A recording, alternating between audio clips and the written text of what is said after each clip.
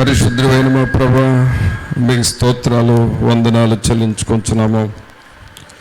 మహోన్నతుడా మా ప్రభా యేసు, మిమ్మల్ని స్తుతించుకుంటున్నాము. మీరు మా రక్షకుడవు, మా కాపరివై ఉన్న దేవుడవు. అందుకు మీకు వందనాలు చెల్లిస్తూ ఉన్నాం ప్రభా. నాయనా, గత దినములన్నిటిలో మమ్మలను క్షేమముగా కాపాడి మీ కృపలో బలపరుస్తూ వస్తున్న దేవుడవు. అందుకు మిమ్మల్ని స్తుతిస్తూ ఉన్నాము. మీ కృప బాహుళ్యతను మాకు అనుగ్రహించండి. ఈ ఆరాధనకు మీరు అధ్యక్షత వహించండి. మా ప్రియమైన యేసయ్యా, మిమ్మల్ని స్తుతిస్తూ ఉన్నాము. మీ సన్నిధిని, మీ ఆత్మ సహాయమును మాకు అనుగ్రహించండి. ఈ ఆవరణమంతటిలో మీ సన్నిధిని ఉంచండి నాయనా. మీ సన్నిధిలో పాల్గొనుచున్న ప్రతి ఒక్కరూ నాయనా, మీ యొక్క ప్రభావమును, మీ వెలుగును పొందుకుని వారిగా చేయమని వేడుకుంటున్నాము.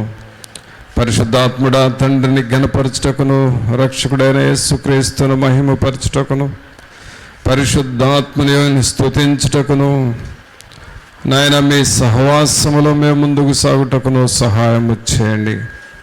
దేవుని జీవాత్మ, మీకు స్తోత్రాలు వందనాలు చెల్లిస్తూ ఉన్నాం. ఈ సమయాన్ని మాకు ఆశీర్వాదకరంగా చేయండి. ఈ ఆరాధనకు మీరు అధ్యక్షత వహించి మీరే సమస్తము విషయములలో మహిమ ఘనత ప్రభావాలు ఆరోపించుకొనమని నజరేయుడైన యేసు నామమున అడిగి వేడుకుంటున్నాం తండ్రి. ఆమేన్.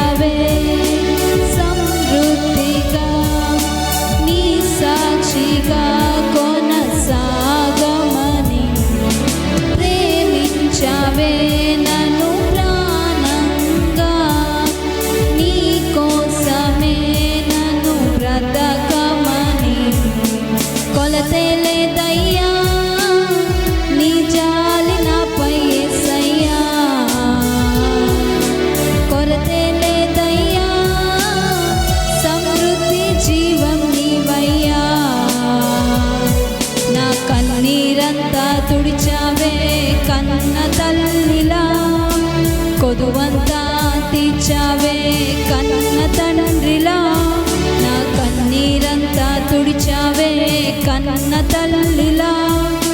కొదువంతా తీర్చావే కన్న తండ్రిలా, ఆశలలో నిరాశలలో నేనున్నా నీకని అన్నావే. పోరులలో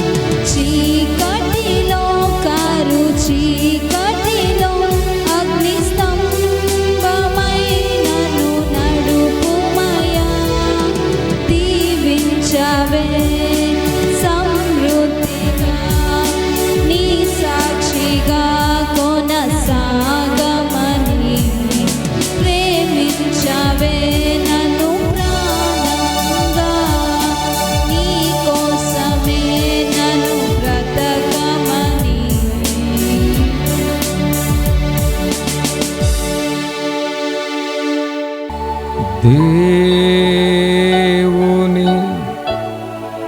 జీవాత్మనా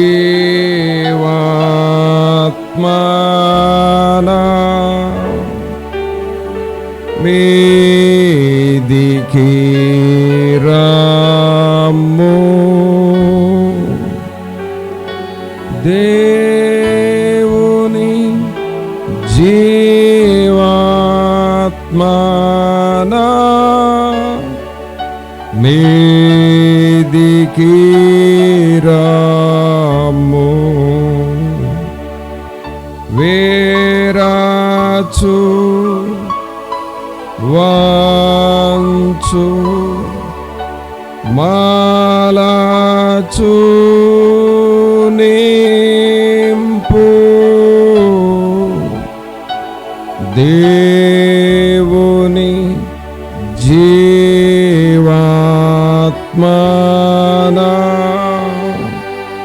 మీదికి రమ్ము.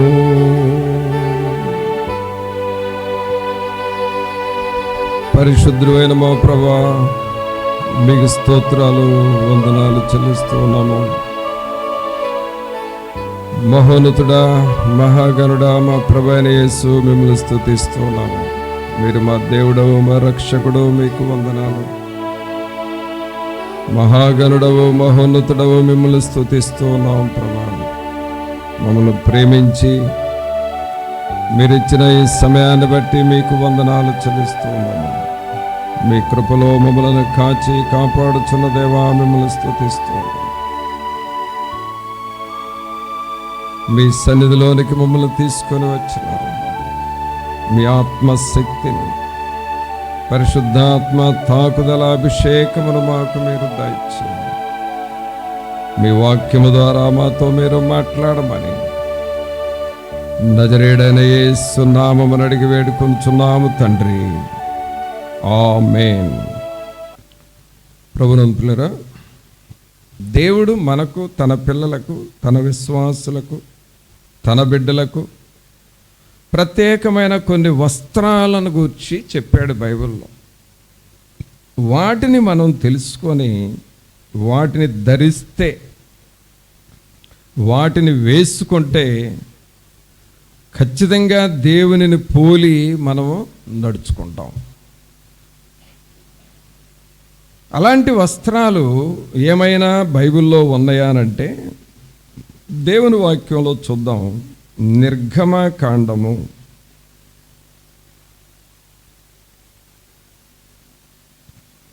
28వ అధ్యాయము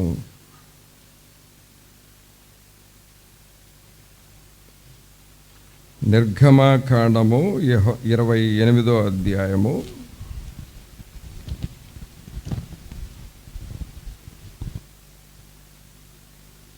మొదటి నుండి చూద్దాం. మొదటి 2 వచనాలు. మరియు నాకు యాజకత్వము చేయుటకై నీ సహోదరుడైన అహరోనును అతని కుమారులను అనగా అహరోను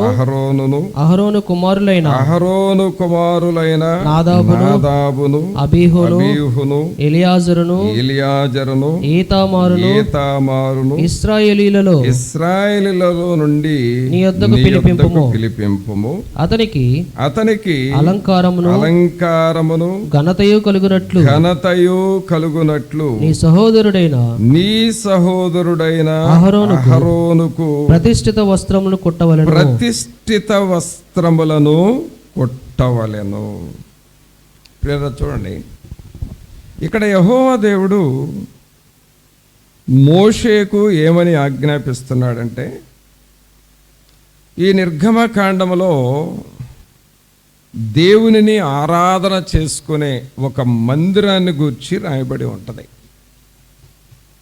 ఆ రోజుల్లో ఆ ప్రజలు దేవునిని ఆరాధన చేసుకునే స్థలం ఏమిటంటే ప్రత్యక్షపు గుడారం. అది మందిరం పేరు,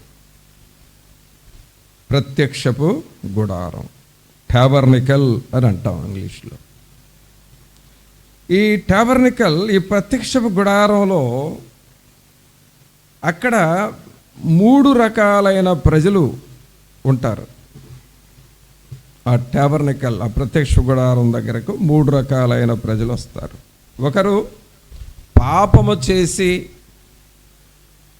ఆ పాపాలు క్షమించండి అయ్యా, మా పాపాలు క్షమించండి అయ్యా అని క్షమాపణ కొరకు వస్తారు ఒక బ్యాచ్.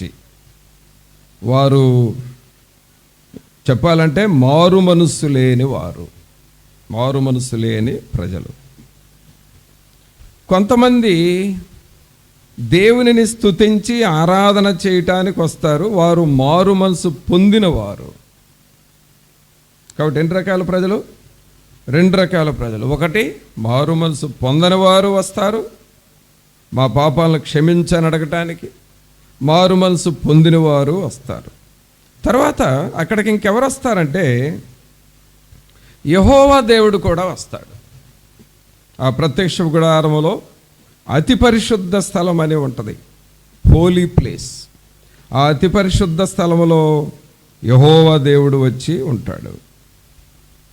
వీరిద్దరికి మధ్య కనెక్షన్, అంటే దేవునికి ఈ ప్రజలకి మధ్య కనెక్షన్ ఎవరంటే ప్రధాన యాజకుడు అని ఉంటాడు.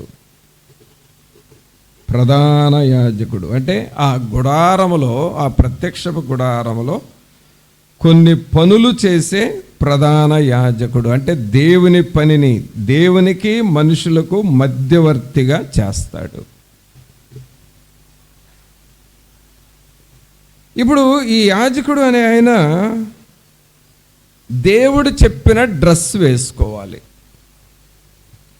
ఆయన ఇష్టం వచ్చిన బట్టలు వేసుకుంటే కుదరదు, దేవుడు చెప్పిన బట్టలు వేసుకోవాలి. అందుకనే ఆ బట్టలు ఇలాగ ఉండాలి, నా సేవ చేసే ఆ యాజకుడు ఇలాగ ఉండాలి అని ఆ వస్త్రాలకు ఏమని పేరు పెట్టారు? 2వ వచనం చివరి పదంలో చూస్తే ప్రతిష్ఠిత వస్త్రములను కొట్టవలెను. చెప్పండి అందరూ దయచేసి, ప్రతిష్ఠిత వస్త్రములను కొట్టవలెను. అంటే ఆ వ్యక్తి వేసుకోవలసిన వస్త్రాల పేరేమిటంటే ప్రతిష్ఠిత వస్త్రములు. ఏమిటి ఈ ప్రతిష్ఠిత వస్త్రాలు అనగా దేవునిని ఆరాధన చేయటానికి వేసుకునే వస్త్రాలు, దేవునిని స్తుతించటానికి, దేవునిని ఘనపరచటానికి వేసుకునే వస్త్రాలు. ఇంకా వాటిని గురించి ఏమనుందంటే 2వ వచనంలో అతనికి అలంకారమును ఘనతయు కలుగునట్లు. చూడండి, అతనికి అలంకారమును ఘనతయు కలుగునట్లు. అంటే ఈ వస్త్రాల్లో ఏముందంటే అలంకారము ఉంది, రెండవది ఘనత ఉన్నది.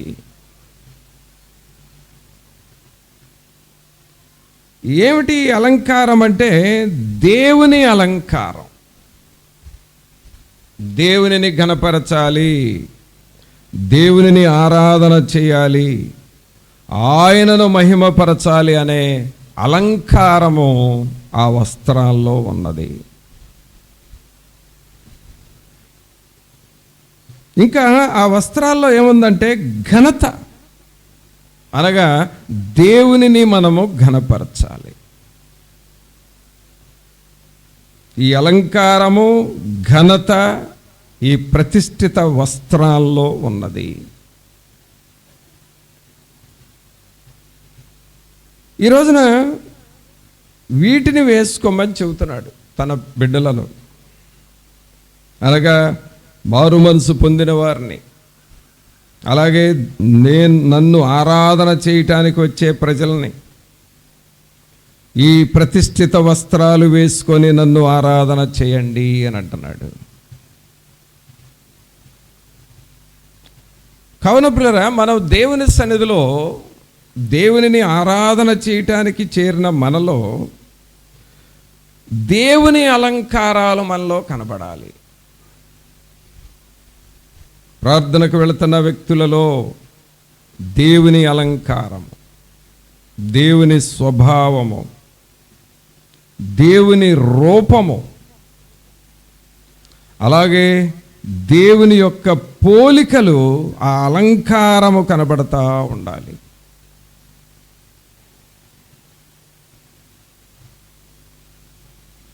ఇంకా మనలో, మన ద్వారా ప్రభువు ఘనపరచబడాలి. మనం ఎక్కడా హెచ్చించుకోవటం కాదు, మనం ఘనపరచబడటం కాదు, అక్కడ ప్రభువు ఘనపరచబడాలి. అందుకనే మోషేతో యెహోవా దేవుడు అంటున్నాడు, నా సన్నిధికి వస్తున్న ఈ ప్రజలు, ఈ యాజకులు ప్రతిష్ఠిత వస్త్రాల్ని కుట్టుకోవాలి. తర్వాత ప్రతిష్ఠిత అంటే అర్థం ఏంటంటే డెడికేటెడ్, దేవునికి మనం అంకితమైపోవటం. We are dedicated to the holy God. దేవునికి మనం అంకితులమయ్యాము. అనగా మన హృదయము, మన జీవితము, మన మాటలు, మన స్వభావము, మన క్రియలు, మన సమస్తము దేవునికి అంకితమైపోయాం. అనగా ఇక దేవుని వారసులం, మనం దేవుని పిల్లలము.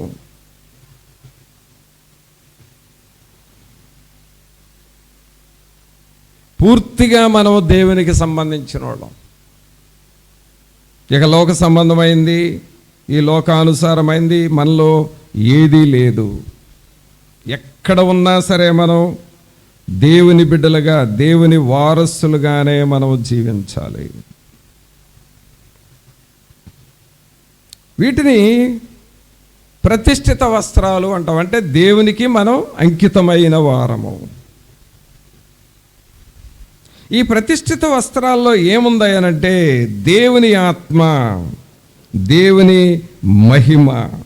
3వ వచనంలో చూస్తే మనం, అహరోను నాకు యాజకుడగునట్లు నీవు అతని ప్రతిష్ఠించుదు, అతని వస్త్రములను కొట్టుటకై నేను జ్ఞానాత్మతో నింపిన వివేక హృదయులందరికీ ఆజ్ఞయము. అంటే ఆ వస్త్రాల్లో ఏముందంటే జ్ఞానాత్మ.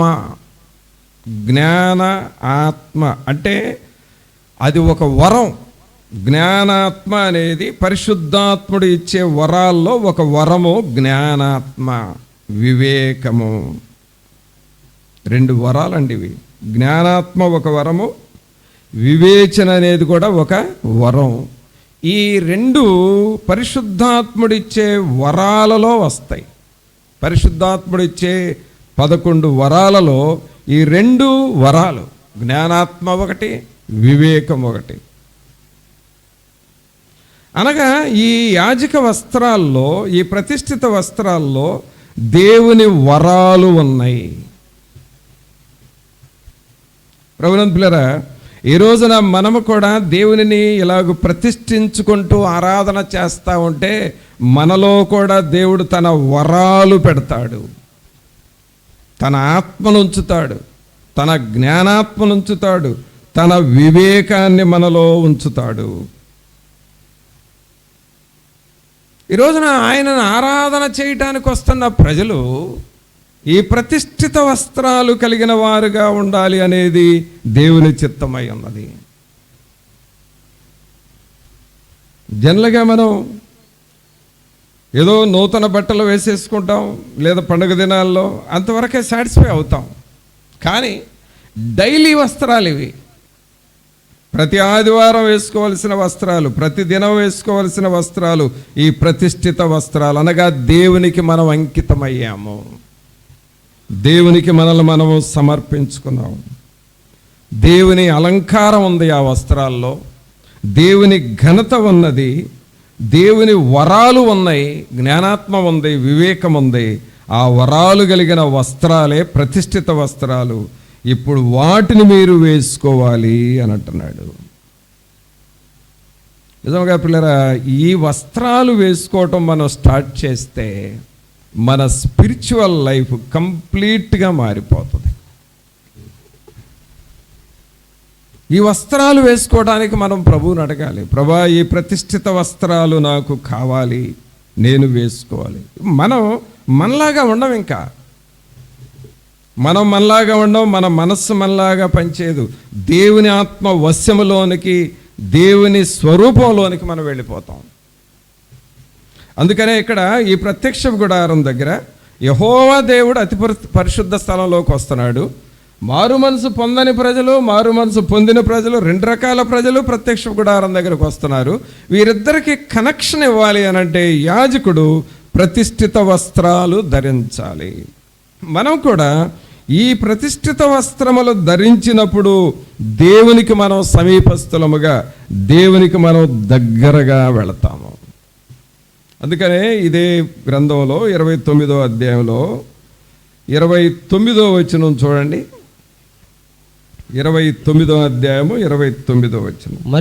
మరియు అహరోను ప్రతిష్ఠిత వస్త్రములను అతని తరువాత అతని కుమారుల వగను వారు అభిషేకము పొందుటకును ప్రతిష్ఠింపబడుటకును వాటిని ధరించుకొనవలెను. చూసారా, ఆ వస్త్రాల్లో ఏముందంటే అభిషేకం ఉన్నది, అనాయింటేషన్.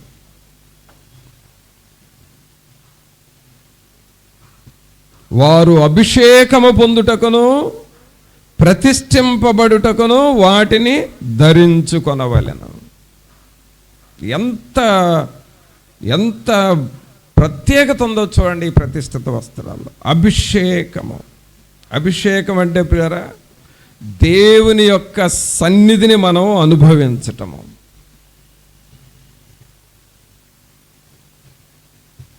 దేవుని సన్నిధిని మనం అనుభవించటం అన్నమాట. అది అభిషేకం అంటే. అభిషేకానికి యోహోను గారు ఒక పాయింట్ రాస్తాడు చూడండి. 1 యోహోను 2వ అధ్యాయము 1 యోహోను 2వ అధ్యాయము 20వ వచనం చూడండి. అయితే మీరు పరిశుద్ధుని వలన అభిషేకము పొందిన వారు గనుక సమస్తమును ఎరుగుదురు. చూసారా, ఆ ప్రతిష్ఠిత వస్త్రాలు వేసుకుంటే అభిషేకం వస్తుంది. ఆ అభిషేకం నువ్వు పొందితే నీవు సమస్తము నీకు తెలిసిపోతుంది. అంటే దేవుడే మనలో ఉండి మనకు నేర్పిస్తూ ఉంటాడు. ఆయన నీకు బోధిస్తూ ఉంటాడు, నేర్పిస్తూ ఉంటాడు. అది అభిషేకం. ఇంకా 27వ వచనంలో ఏముందో చూడండి. అయితే ఆయన వలన మీరు పొందిన అభిషేకము మీలో నిలుచుచున్నది గనుక ఎవడునూ మీకు బోధింపనక్కర్లేదు. ఆయన ఇచ్చిన అభిషేకము సత్యమే గాని అబద్ధము కాదు. అది అన్నిటిని గూర్చి మీకు బోధించుచున్న ప్రకారముగాను ఆయన మీకు బోధించిన ప్రకారముగాను ఆయనలో మీరు నిలుచుచున్నారు. ఆయనలో మీరు నిలుచుచున్నారు అంటే అభిషేకం ఏం చేస్తుందంటే మనలను దేవునిలో నిలబెడుతుంది. ఆమేన్. చూసారా, మనంతట మనం నిలబడలేం, కానీ దేవుని కోసం అభిషేకం వచ్చి మనము దేవునిలో నిలబడేటట్లుగా చేస్తుంది. అంటే దేవుని కొరకు నువ్వు నిలబడతావు, ఇక జారిపోవు. చిన్న చిన్న శోధనలు వస్తాయి, వాటిని నువ్వు పట్టించుకోవు. నిన్ను దేవునిలో నుండి ప్రక్కకు తీసేసే రకరకాల మాటలు, రకరకాల పరిస్థితులు సాతానుడు నీకు కల్పిస్తాడు. అయినా సరే జారిపోవు, నువ్వు నిలబడతావు. కారణం అభిషేకం నీలో ఉంది. ఆ అభిషేకం ఏం చేస్తుంది? ప్రభువుతో నిన్ను కలుపుతుంది, ప్రభువులో నిన్ను నిలబడేటట్లుగా చేస్తుంది, ఆ ప్రభువుకి నువ్వు ప్రతిష్ఠిత జరిగేటట్లుగా చేస్తుంది. ఇవన్నీ ఎలా జరుగుతున్నాయి అనంటే ప్రతిష్ఠిత వస్త్రాలు మనం వేసుకోవాలి. ఏ వస్త్రాలు వేసుకోవాలండి? ఏ వస్త్రాలు వేసుకోవాలి? ప్రతిష్ఠిత వస్త్రాలు. అర్థమైందా? ప్రతిష్ఠిత వస్త్రాలని నువ్వు వేసుకోవటం ప్రారంభించు. షాప్కి వెళ్ళినప్పుడు ఆ బట్టలు అతను తీసి ఆ రోల్స్ తీసి క్రింద పడేస్తూ ఉంటాడు. నువ్వేం చేస్తావు? వాటి అంచు పట్టుకుంటావు, ఇట్లా చూస్తావు, ఇది కాదు తీసే అంటావు, ఇంకోటి చూస్తావు, ఇది కాదు తీసే అంటావు, ఇంకా రోల్స్ దించుతాడు, కొంటావనే ఆశ ఆయనకి, అందువలన మరలా చూస్తావు, ఇది కాదు తీసే అని అంటావు. ఎన్ని మారుస్తూ ఉంటారు. నువ్వు ఎంత మార్చినా, నువ్వు ఎంత కాస్ట్ పెట్టినా అది కొన్ని సంవత్సరాలే ఉండేది. కానీ ఈ ప్రతిష్ఠిత వస్త్రాలు ఉన్నాయి చూడండి, దేవుడు నీకు ఇచ్చే ప్రతిష్ఠిత వస్త్రాలు నిన్ను దేవునితో కలిపి, దేవునిలో నిలబెట్టి, దేవుని అభిషేకం నీకు వచ్చే వరకు సహాయపడి, దేవుని అలంకారాలు నువ్వు ధరించుకొని నిన్ను పరలోకానికి చేర్చే వరకు ఈ వస్త్రాలు నీకు ఉపయోగపడతాయి. అక్కడ కూడా ఈ ప్రతిష్ఠిత వస్త్రాలు ధరించి ప్రభువుతో మనం కలిసి ఉంటాం. కావున ప్రభునంతులారా, వస్త్రాల ముందుకు, వస్త్రాలలోనికి మనం వెళ్ళబోయే ముందు ఒక్కసారి బైబిల్లో ఉన్న వస్త్రాలు పరిశుద్ధాత్ముడు మనకు జ్ఞాపకం చేస్తున్నాడు. ఈ వస్త్రాల మీద నువ్వు మనసు పెడుతున్నావా? వీటిని నేను ధరించాలి అని నువ్వు ఆశిస్తున్నావా? తర్వాత ఇంకొక వస్త్రం చూద్దాం. 132వ కీర్తన తీయండి. 132వ కీర్తన 9వ వచనం చూద్దాం. నీ యాజకులు నీతిని వస్త్రము వలె ధరించుకొందురుగాక, నీ భక్తులు ఉత్సాహగానము చేయుదురుగాక. ఇంకొక వస్త్రాన్ని గురించి ఉంది ఇక్కడ. ఏ వస్త్రం? ఈ వస్త్రం నీతి వస్త్రం. ఇంతకుముందు చదివిన వస్త్రం పేరు ప్రతిష్ఠిత వస్త్రం. ఆ వస్త్రములో ఎంత జయం ఉందో చూసాం. ఇప్పుడు రెండవ రకమైన వస్త్రాన్ని చూస్తున్నాం, నీతి వస్త్రము. నీ యాజకులు నీతిని వస్త్రము వలె ధరించుకొందురుగాక, నీ భక్తులు ఉత్సాహగానము చేయుదురుగాక. నీతి అనే వస్త్రం అంటే నీతి అనేది మన జీవితాన్ని కప్పి ఉంచాలి. చూడండి, మనకు ఈ పైన ఉండేది రూఫ్ అంటాం కదా. ఇప్పుడు ఇవి ఈ ఆస్బెస్టాస్ రేకులు, షీట్స్, వీటితో కప్పు వేసుకుందాం, లేకపోతే ఐరన్ షీట్స్తో కప్పు వేసుకుంటాం. వీటికంటే ఇంకొంచెం బెటర్గా స్లాబ్ వేస్తాం, అది కూడా కప్పు. ఇలాగూ మన పైన వేసుకునే కప్పు అనేది మరి మనం కప్పుకున్న అంటే మనం తడవకుండా మనకు ప్రొటెక్షన్ ఇచ్చేటటువంటిది. కానీ ఇక్కడ దేవుని వాక్యం ఏముందంటే, నీతిని వస్త్రములాగా ధరించండి. అంటే నీతిని మీరు కప్పుకోండి. నీ చుట్టూ నీతి ఉండాలి. నీ జీవితం చుట్టూ నీతి అనేది ఉండాలి. నీ కుటుంబంలో నీతి ఉండాలి. నీ ఆరాధనలో, నీ సంఘములో నీతి ఉండాలి. నీవు చేసే పనులన్నిటిలో నీతి కనబడాలి. రైచియస్నెస్. ఈ రైచియస్నెస్, ఈ నీతి అనేది ఏమిటి అనంటే, రైచియస్నెస్ అంటే కరెక్ట్గా మీనింగ్ చెప్పాలంటే right standing with God. Right standing with God అంటే దేవునితో నువ్వు నిలబడటమే నీతి. అది దేవునితో నువ్వు నిలబడాలి. అంటే అన్నిటి కొరకు దేవుని కొరకు నువ్వు నిలబడాలి.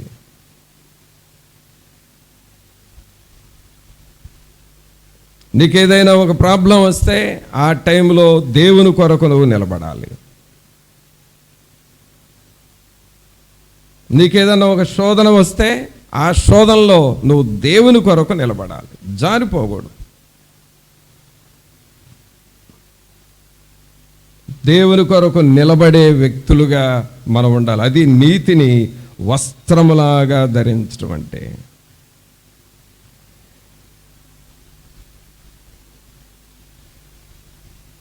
మన డైలీ లైఫ్లో ఈ చిన్న చిన్న విషయాల్లో మనం ఫెయిల్ అవుతూ ఉంటాం. ఎలాంటివి ఫెయిల్ అయిపోతూ ఉంటాం. ఒకసారి ఒక టీచర్ దేవుని వాక్యం విని మారు మనసు పొంది తను చేసిన పాపాలు ఒప్పుకోవటానికి ఎంఈఓ దగ్గరకు వెళ్ళింది. ఆ స్కూళ్ళు అప్పుడప్పుడు వచ్చి తనిఖీ చేస్తుంటారు చూడండి, ఎంఈఓ, వాళ్ళ దగ్గరికి వెళ్ళింది, మండల ఎడ్యుకేషనల్ ఆఫీసర్. అక్కడికి నేను పాపాలు ఒప్పుకోవాలని వెళ్ళింది. ఏంటి ఎంఈఓ దగ్గర ఏం పాపాలు చేసిందేమా? ఆ మారు మనసు పొందుతుంది. ఎంఈఓ దగ్గరికి వెళ్ళి ఏం చెప్పిందంటే, అయ్యా నేను చేసే విలేజ్లో పిల్లలు సరిగా రారు స్కూల్కి, క్లాస్లో రిజిస్టర్లో పేర్లు ఉండటానికి ఒక 40 మంది ఉంటారు, కానీ వాళ్ళు వచ్చేది దగ్గర దగ్గర ఒక 7-8 మంది వస్తారు. 7-8 మంది పిల్లలే వస్తున్నారని నేను అటెండెన్స్ వేసి మిగిలిన వాళ్ళందరికీ ఆబ్సెంట్లు వేస్తే నీవేం చేస్తున్నావని నాకు పనిష్మెంట్ ఇస్తారు మీరు. అందుకని వాళ్ళందరూ వచ్చినట్లుగా నేను రోజు అటెండెన్స్ వేసేసాను. పిల్లలు రారు కానీ వాళ్ళకి అటెండెన్స్ వేసాను. ఇప్పుడు నేను దేవుని వాక్యం వింటున్నాను, ఇది తప్పు అని నాకు అర్థమైంది. కాబట్టి ఈ ఫాల్స్ ఇన్ఫర్మేషన్ మీకు ఇచ్చాను కాబట్టి నన్ను దయతో క్షమించండి. నేను రాంగ్ అటెండెన్స్ వేసి నా రిజిస్టర్లు అన్నీ కూడా రాంగ్ అటెండెన్స్ వేసాను, నేను పొరపాటు చేశాను, నన్ను క్షమించండి. ఇక నుండి అలా నేను చేయను. వస్తే అటెండెన్స్ వేస్తాను, రాకపోతే ఆబ్సెంట్ వేస్తాను. మీరు నాకు పనిష్మెంట్ ఇస్తే ఓకే, నేను తీసుకుంటా, అంతేగాని నేను నా యథార్థతను కోల్పోను అని ఎంఈఓ దగ్గరికి వెళ్ళి ఒప్పుకుంటే ఆయన షాక్ అయిపోయాడు. ఎంత యథార్థంగా ఉంటారా మీరు వాక్యం వినేవాళ్ళు అని. మన యాక్టివిటీస్లో, డైలీ యాక్టివిటీస్లో నీతిని నువ్వు చూపించాలి, నీతిని చూపించాలి. ఒక గవర్నమెంట్ హాస్పిటల్ స్టాఫ్ నర్సు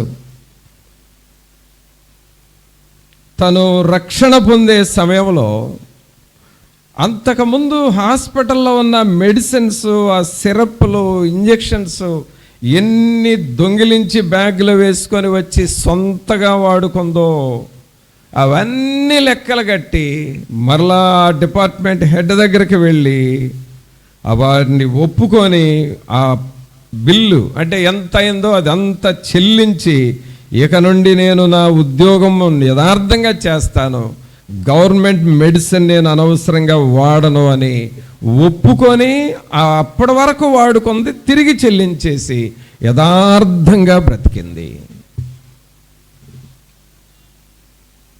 మరలా ఎన్నడూ ఒక డోలో 650 లాంటి ట్యాబ్లెట్ కూడా ఆశించలేదు తను ఆ డిపార్ట్మెంట్లో నుండి. అది ప్రియరా నీతిని కప్పుకోవటం అంటే. దేవుని వాక్యం ఉంది, నీ యాజకులు నీతిని వస్త్రము వలె ధరించుకొందురు. ప్రియరా గమనించండి, ఎప్పుడైతే ఈ నీతి పనులు, నీతి కార్యాలను చేస్తూ ఉంటావో దేవుని సన్నిధి నీకు దగ్గర అవుతూ ఉంటుంది, దేవుడు నిన్ను కప్పుతూ ఉంటాడు. మనమేదో ఆశపడి ఏ తులమో ఏ ఫలమో వస్తుందని ఆశపడతాం, కానీ దేవుని నీతి నిన్ను కప్పినప్పుడు నీకొచ్చే లాభము కానీ నీకొచ్చే ఆశీర్వాదం చాలా గొప్పగా ఉంటుంది. నీతి లేకుండా అవినీతికి పాల్పడితే అది తీరని నష్టము. అంతేకాదు మన పిల్లలకు కూడా ఆ శాపం వస్తుంది. అది మన పిల్లలకు కూడా శాపాన్ని సంపాదించినట్లు.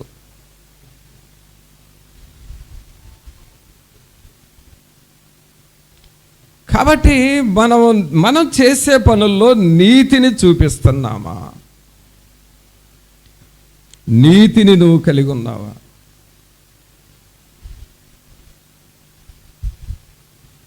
దేవుని వాక్యం ఏం చదువుతున్నావు? 9వ వచనంలో, నీ యాజకులు నీతిని వస్త్రము వలె ధరించుకొందురుగాక, నీ భక్తులు ఉత్సాహగానము చేయుదురుగాక. నీతి అనగా దేవుని కొరకు నువ్వు నిలబడాలి. ఏదైనా సరే నువ్వు చెప్పేది యథార్థంగా ఉండాలి, నువ్వు వాడేది యథార్థంగా ఉండాలి, నీవిచ్చే ఇన్ఫర్మేషన్ క్లియర్గా పర్ఫెక్ట్గా ఉండాలి. అది నీతిని కలిగి ఉండటం అంటే. ఈ నీతిని గూర్చి మనం బైబిల్లో చదివితే అబ్రహామును గూర్చి ఏమనుంటుందంటే, అబ్రహాము దేవుని నమ్మెను, అది అతనికి నీతిగా ఎంచబడెను. యోబును గూర్చి ఏమనుందో చూద్దాం.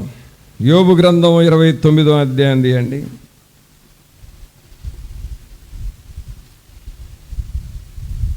యోబు గ్రంథము 29వ అధ్యాయము 14వ వచనం చదవండి.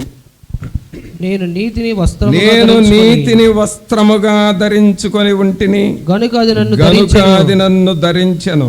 నా న్యాయ ప్రవర్తన నాకు వస్త్రమును పాగాయు ఆయను.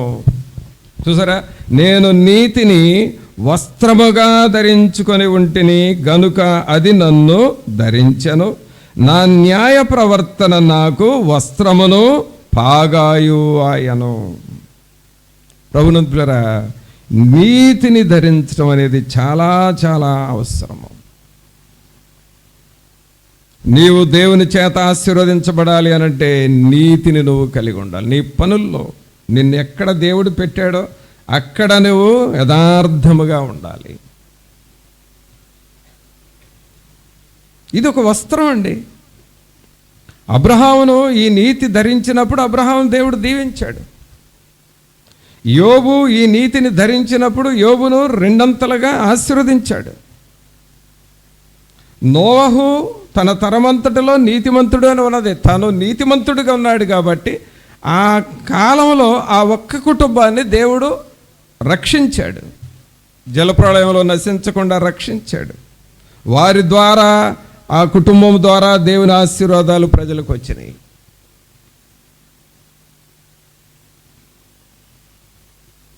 కాబట్టి ఇలాంటి నీతిని నువ్వు వస్త్రంగా ధరిస్తున్నావా? ఎన్ని రకాల వస్త్రాలు చూసామండి ఇప్పుడు మనం? ఒకటి, ప్రతిష్ఠిత వస్త్రాలు మనం ధరించాలి. రెండవది, నీతిని వస్త్రముగా మనము ధరించాలి. మూడో వస్త్రం చూద్దాం. యెషయా గ్రంథం మూడో వస్త్రం ఏంటంటే, ఇక్కడ యెషయా గ్రంథము 61వ అధ్యాయము, యెషయా గ్రంథము 61వ అధ్యాయము 10వ వచనం చూడండి. శృంగారమైన పాగా ధరించుకొనిన పెండ్లి కుమారుని రీతిగాను ఆభరణములతో అలంకరించుకొనిన పెండ్లి కుమార్తె రీతిగాను ఆయన రక్షణ వస్త్రములను నాకు ధరింపజేసి ఉన్నాడు. నీతి అను పైబట్టను నాకు ధరింపజేసి ఉన్నాడు. కాగా యెహోవాను బట్టి మహానందముతో నేను ఆనందించుచున్నాను. నా దేవుని బట్టి నా ఆత్మ ఉల్లసించుచున్నది. చూడండి, ఇక్కడ మనం చూస్తే ఆయన రక్షణ వస్త్రములను నాకు ధరింపజేసి ఉన్నాడు. ఏ వస్త్రాలండి ఇవి? చెప్పండి, అందరూ చెప్పండి. ఏ వస్త్రాలు ఇవి? రక్షణ వస్త్రాలు. ఆమేన్. ఏ వస్త్రాలు ఇవి? రక్షణ వస్త్రాలు. పిల్లరా, ఈ వస్త్రాలు చాలా చాలా ప్రాముఖ్యము, చాలా ప్రాముఖ్యం. అనగా మనం జీవించి ఉండగానే రక్షణ పొంది ఉండాలి. ఖచ్చితంగా రక్షణ పొందకుండా లైఫ్ని టైం పాస్ చేయకూడదండి. లైఫ్ని రక్షణ పొందకుండా టైం పాస్ చేస్తే సాతాను శక్తులు ఏదో ఒక టైంలో పట్టేస్తాయి.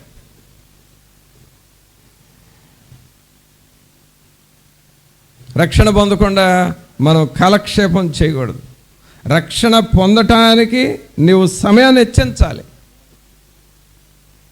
నేను రక్షణ పొందాలి, ఖచ్చితంగా మారు మనసు పొందాలి, ఖచ్చితంగా బాప్తిసం తీసుకోవాలి అనేది నీ టార్గెట్ అయి ఉండాలి.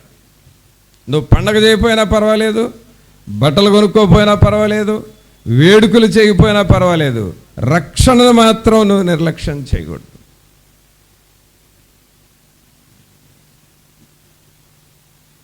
యేసుక్రీస్తు ప్రభువారు కూడా పరలోకానికి మనల్ని చేర్చుకోవాలి అనంటే రక్షణ వస్త్రాలు లేకపోతే లోపలికి రానివ్వడు కదా. కాబట్టి రక్షణ వస్త్రాలు అనేవి చాలా ప్రాముఖ్యమైన విషయం. ఖచ్చితంగా నువ్వు రక్షణ పొంది ఉండాలి. రక్షణలో ఏమున్నదంటే నీతి ఉంటుంది, రక్షణలో పరిశుద్ధత ఉంటుంది, రక్షణలో దేవుని సన్నిధి ఉంటుంది, రక్షణలోనే స్వస్థత ఉంటుంది. వీటన్నిటినీ నువ్వు ధరించుకోవాలి.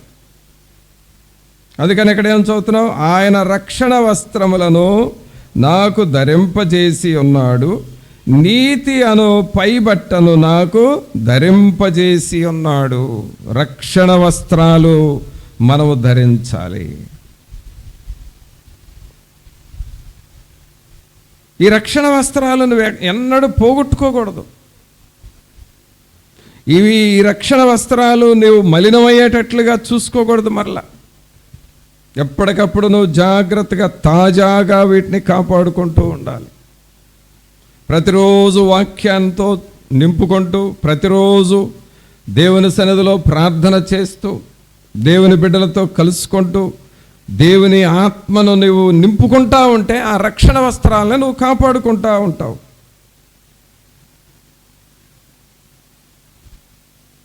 మరి ఈ రక్షణ వస్త్రాలను మనం కాపాడుకుంటున్నామా? ఈ రక్షణ మనకు ఇహలోకములో దేవునికి దగ్గరగా జీవించటానికి, పరలోకములో అత్యున్నత సింహాసనము దగ్గరకు మనం చేరటానికి ఉపయోగపడుతుంది రక్షణ.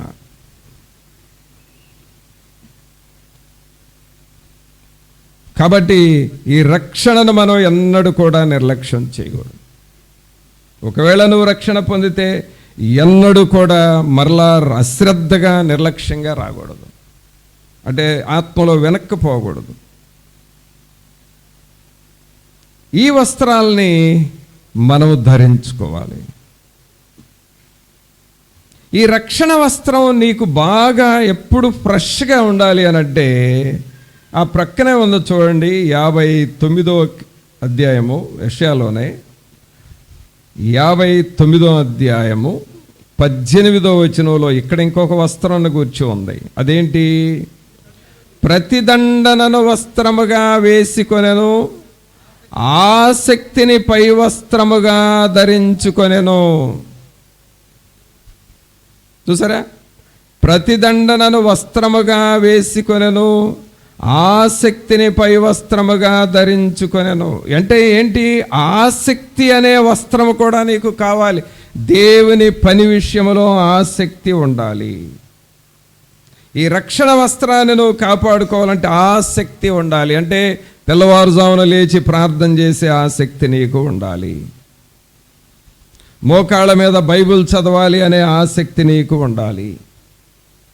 అలాగే నేను నా ప్రభువుతో కనిపెట్టాలి, ప్రభు యొక్క శక్తిని పొందుకోవాలి అనే ఆసక్తి ఉండాలి. ఆసక్తి ఉంటేనే నీ రక్షణలో నువ్వు ఫలభరితంగా జీవిస్తావు. ఆసక్తిని ఎన్నడూ పోగొట్టుకోకూడదు. సాతానుడు ఏం చేస్తాడో తెలుసా? నిన్ను ఆత్మలో వెనక్కి జారగొట్టాలి అనంటే మొట్టమొదటి చేసే పని ఏంటో తెలుసా? ఆసక్తిని తీసేస్తాడు. ఒక్క ఆసక్తి పోతే మనం ఏది చేయలేమండి. బైబిల్ చదవాలన్న ఆసక్తి పోతే, ప్రార్థన చేయాలన్న ఆసక్తి పోతే ఇక మనం ఎందుకు పనికిరాం. దేవుని పనిని చేయాలన్న ఆసక్తిని మనం ఎన్నడూ పోగొట్టుకోకూడదు. అందుకని అక్కడ ఏమనుంది? ఆసక్తిని పై వస్త్రముగా ధరించుకొనెను. కావున పిల్లరా, మరి ఈ వస్త్రాల మీద మనం దృష్టి పెడదామా? ఈ వస్త్రాల మీద దృష్టి పెడదామా? ఎన్ని వస్త్రాలు చూసాం ఇప్పుడు? మొదటిది ప్రతిష్ఠిత వస్త్రాలని మనం ధరించుకోవాలి. రెండవది నీతి వస్త్రాన్ని మనం ధరించుకోవాలి. మూడవది రక్షణ వస్త్రాన్ని మనం ధరించుకోవాలి. నాలుగవది ఆసక్తిని వస్త్రముగా మనము ధరించుకోవాలి. ఈ వస్త్రాలను మనం వేసుకుంటే ఎప్పటికీ మనము దేవునితో కలిసిమెలిసి జీవిస్తాం. అందుకే దేవుని సన్నిధిలో కనిపెట్టాలి. కనీసం ఆదివారం, వారమంతా బిజీగా ఉన్నవాళ్ళు ఆదివారం అయినా ఎక్కువగా దేవుని వాక్యాన్ని చదవాలి. ఈ సండే వర్షిప్ టైము మాత్రమే చాలదు, మిగిలిన టైము ఎక్కువగా దేవుని వాక్యం చదవటం మనం టైం స్పెండ్ చేయాలి. ఇకపోతే ఇంకొక వస్త్రం ఉంది, ఆ వస్త్రం చెప్పి ముగిస్తాను. 1 పేతురు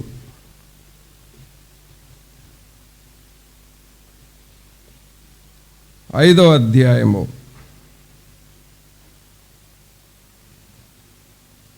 1 పేతురు 5వ అధ్యాయము 5వ వచనం చూడండి. చిన్నలారా మీరు పెద్దలకు లోబడి ఉండుడి. మీరందరూ ఎదుటివాని ఎడల దేన మనస్సు అను వస్త్రము ధరించుకొని మిమ్మును అలంకరించుకొనుడి. దేవుడు అహంకారులను ఎదిరించి దీనులకు కృప అనుగ్రహించును. పిల్లలు ఇక్కడ చూస్తే పేతురు అంటున్నాడు, చిన్నలారా మీరు పెద్దలకు లోబడి ఉండుడి. మీరందరూ ఎదుటివాని ఎడల, ఎవరి ఎడలండి? ఎదుటివాని ఎడల ఏ వస్త్రం వేసుకోవాలంట? దేన మనస్సు అనే వస్త్రం వేసుకోవాలి. అంటే అర్థం ఏంటంటే ఎదుటివానిని గౌరవించండి, ఎదుట వ్యక్తిని ప్రేమించండి, ఎదుట ఉన్న వ్యక్తికి సహాయపడండి, ఎదుట ఉన్న వ్యక్తిని కలుపుకోండి, దీనులై ఉండండి. అనగా దీన మనస్సు. యేసుక్రీస్తు ప్రభు చెప్పిన మాట ఏమిటంటే, ఎవడైనాను నా యొద్ద నేర్చుకొనగోరిన ఎడల నా కాడి ఎత్తుకొని దేన మనస్సు కలిగి నా దగ్గర నేర్చుకోండి. ఇశ్రాయేలీయులకు అంత గొప్ప నాయకుడిగా ఉన్న మోషే సాత్వికుడు, దేన మనస్సు గలవాడుగా మారిపోయాడు. సహజంగా మన స్వభావం ఎలా ఉంటుందంటే, ఐ ఆమ్ హై, నేను గొప్ప, ఐ నో ఎవ్రీథింగ్, నాకంతా తెలుసు, నాకెవరు చెప్పనవసరం లేదు. ఇలాగ లోపల మనల్ని మనం హెచ్చించుకునే మనస్సు ఉంటుంది. కానీ పేతురు గారు ఏమని రాస్తున్నాడు? చిన్నలారా మీరు పెద్దలకు లోబడి ఉండుడి. మీరందరూ ఎదుటివాని ఎడల దేన మనస్సు అను వస్త్రము ధరించుకొని మిమ్మును అలంకరించుకొనుడి. దేవుడు అహంకారులను ఎదిరించి దీనులకు కృప అనుగ్రహించును. కావున దేన మనస్సు, హంబుల్నెస్, మీక్నెస్, ఆ హ్యూమిలిటీ అనేటటువంటిది ఒక వస్త్రములాగా మనం ధరించాలి.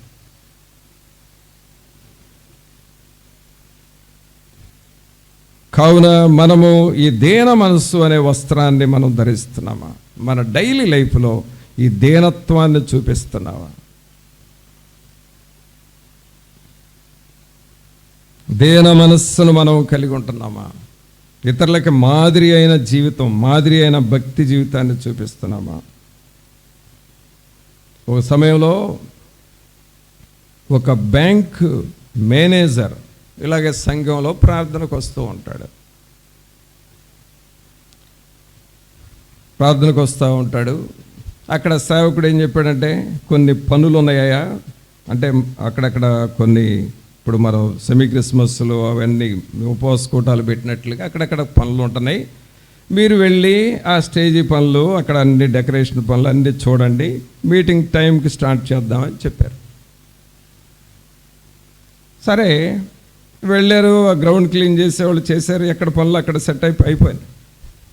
అక్కడికి ఒక వస్తువుని తీసుకురావాల్సి వచ్చింది. ఏంటి అంటే ఇదిగో ఇట్లా వాక్యం చెప్పే ఈ బల్ల, ఈ టేబుల్, ఇది కొంచెం పెద్దగా ఉంటుంది, వాక్యం చెప్పడానికి ఇద్దరు నిలబడటానికి అనుకూలంగా ఉంటుంది ఆ టేబుల్. ఈ టేబుల్ని తీసుకువెళ్ళి మీటింగ్ జరగబోయే ప్లేస్లో పెట్టాలి. అక్కడ చాలామంది యవనస్తులు ఉన్నారు. ఈ టేబుల్ తీసుకొని వెళ్ళండి, మరి ఇక్కడ వాహనం ఏమి లేదు, తల మీద పెట్టుకొని వెళ్ళండి అని అంటే ఎవరు ముందుకు రావట్లేదు. ఆ టేబుల్ని తల మీద పెట్టుకొని మోసుకుంటూ వెళ్ళడానికి ఎవరు ముందుకు రావట్లే. అక్కడ ఒక బ్యాంక్ మేనేజర్ ఉన్నాడు, పెద్ద ఆయన ఒక టవల్ తీసుకొని తల మీద చుట్టేసుకొని ఆ టేబుల్ ఎత్తి నా మీద పెట్టండి అయ్యా, దేవుని వస్తువు మోయటానికి నాకు ఇది ఒక భాగ్యం, ఈ పని నేను చేస్తానని ఆ టేబుల్ను తల మీద పెట్టుకొని ఆ మీటింగ్ జరిగే ప్లేస్ వరకు మోసుకొని వెళ్ళి అక్కడ దించాడు.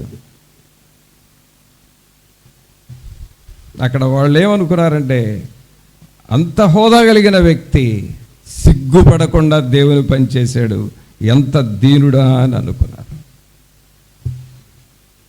పిల్లరా, దేవుని పనిని దేనత్వంతో చేయటం మనం నేర్చుకోవాలి. అక్కడ నీ హోదాలు, నీ ఇగోలు వేస్ట్. అక్కడ అవి నిన్ను అడ్డం చేస్తాయి, దేవునికి లోబడకుండా చేస్తాయి. దేవుని పనిలో మనం దీనులుగా వెళ్ళినప్పుడే, ఆ దేన మనస్సును వస్త్రము ధరించినప్పుడే దేవుని కార్యాలు నీలో జరుగుతాయి. అందుకనే నేను ఎప్పుడు నా దగ్గర ఉండే సహోదరుల్ని హెచ్చరిస్తా ఉంటా, దేవుని పనిని చేయడానికి ఎక్కడ వెనకాడొద్దు. అది చివరికి భోజనాలు చేసి అక్కడ పడేసిన ఇస్త్రాకులైన ఏరి వాటిని నీట్గా చేయటానికి మీరెక్కడ ప్రెస్టేజ్గా మారొద్దు. ఆ ఎదుటోళ్ళు కానీ అలాగూ ఉన్నారు అని నాకు తెలిస్తే ముందు నేను వంగి చేస్తా. నాకేమి దేవుని పనులు అలాంటివి ఇంకా ఎన్నో చేశా. అర్థమైందా? దేన మనస్సు అనే వస్త్రం, నీకు అది ఆశీర్వాదం, నీ కుటుంబానికి ఆశీర్వాదం, సేవకు ఆశీర్వాదం, అనేకులకు మాదిరి అయిన జీవితం వస్తుంది. అది ఈ వస్త్రాలను గురించి నువ్వు ఆలోచిస్తున్నావా? పెద్ద వాళ్ళనండి నేను చూసిన పెద్ద వాళ్ళు చాలా, ఒక కంపెనీకి ఒక మేనేజింగ్ డైరెక్టర్గా ఉన్నటువంటి వాళ్ళు మందిరం క్యాంపస్ని చీపురులు తీసుకొని ఓడవటం చూశాను.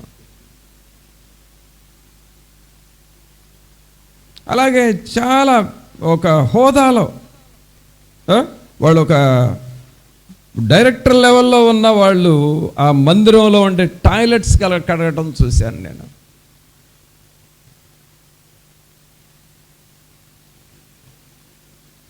వాళ్ళు ఎలాంటి పని చేయటానికైనా ఎక్కడా సిగ్గుపడలేదు. వాళ్ళు ఆత్మీయంగా ఉన్నత స్థాయిలో ఉండటం కూడా చూశాను.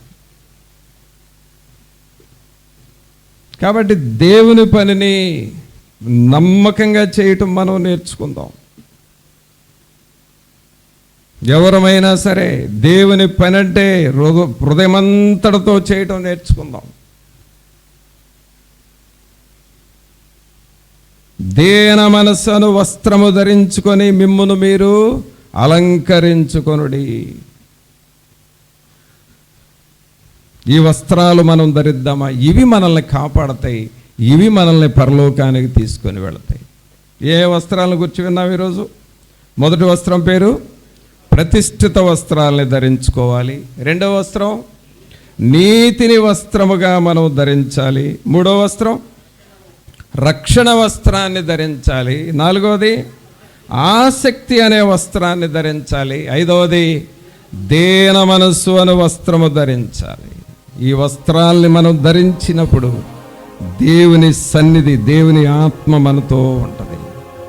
మరి వీటిని ఆలోచిస్తావా? వీటిని ధరిస్తావా? ఇవి కావాలని నువ్వు కోరుకుంటావా?